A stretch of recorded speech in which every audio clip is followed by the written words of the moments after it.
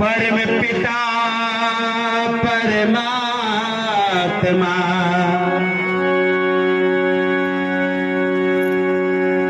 परम पिता परमात्मा कर कर तेरा बास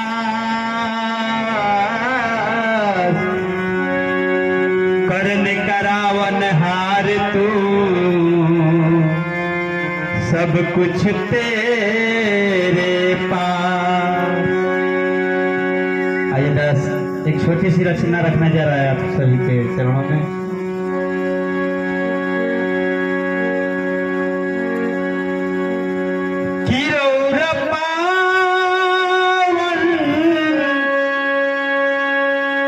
चरनिया में गुजर हो गई है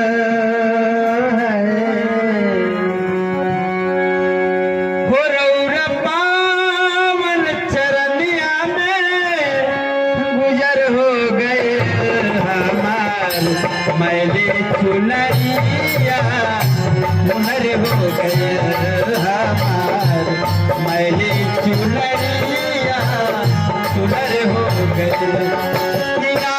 पावन चरनिया में गुजर हो गए राउर पावन चरनिया में गुजर हो गए हमार मैले चुनरिया सुनर हो गए हमार मैले चुनरिया सुनर हो गए।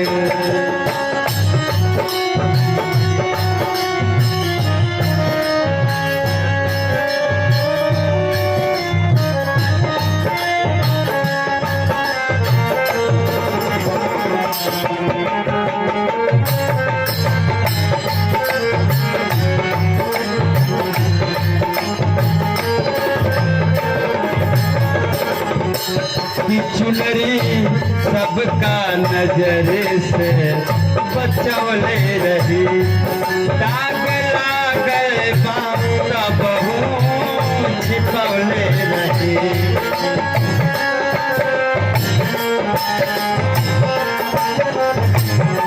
वो चुनरी सबका नजर से बचौले रही दाग लागल बाप छिपौले रही कि मिलल सता गुरु धोइया ता अजर हो उजर हो गए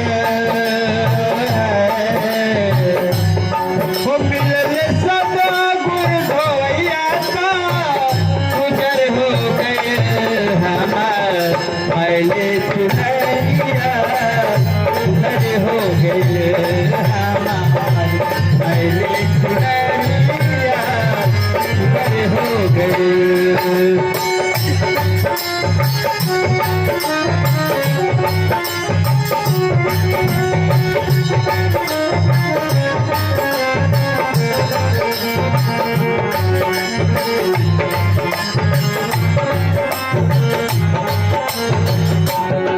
गांधी के छोटे भाई की तरफ से बहुत बहुत आशीर्वाद सरकार कृपा करे आप धन से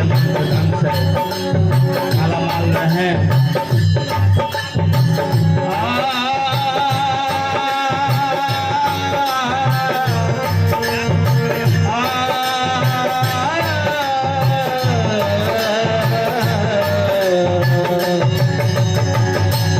कि अपना खोरी चुनरिया लसारब कबो अपना पिया के ना बतिया पिसारब कबो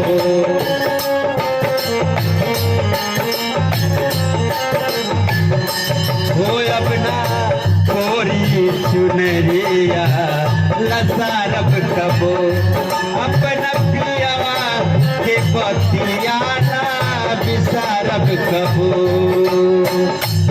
कि अब तपिया के नगर में बड़ा घर हो गए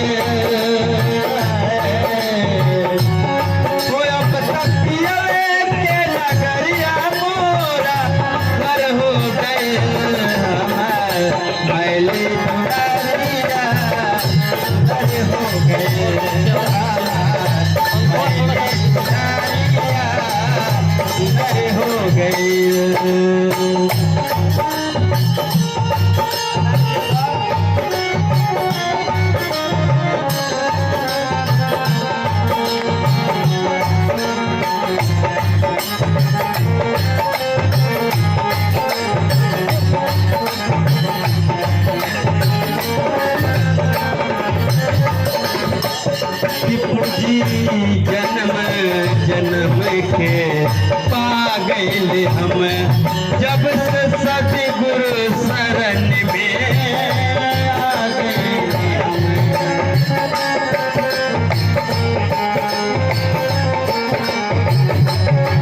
पूजी जन्म जन्मवा के पा गए हम, जब से सतगुरु शरण में आ गए हम।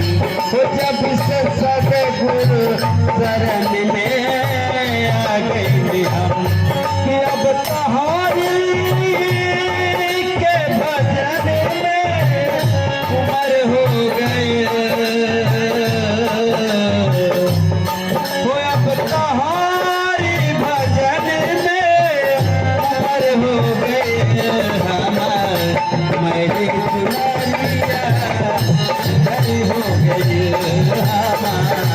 मेरी चुनरिया हरी हो गई।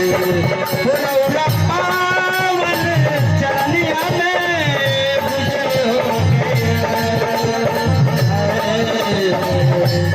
पुरौरा पावन चरनिया में गुजर हो गई। मैली चुनरिया सुंदर हो गई, मैली चुनरिया सुंदर हो गई, मैली चुनरिया सुंदर हो गई। शासन जी प्यार से कहिए जी, धन निरंकार जी।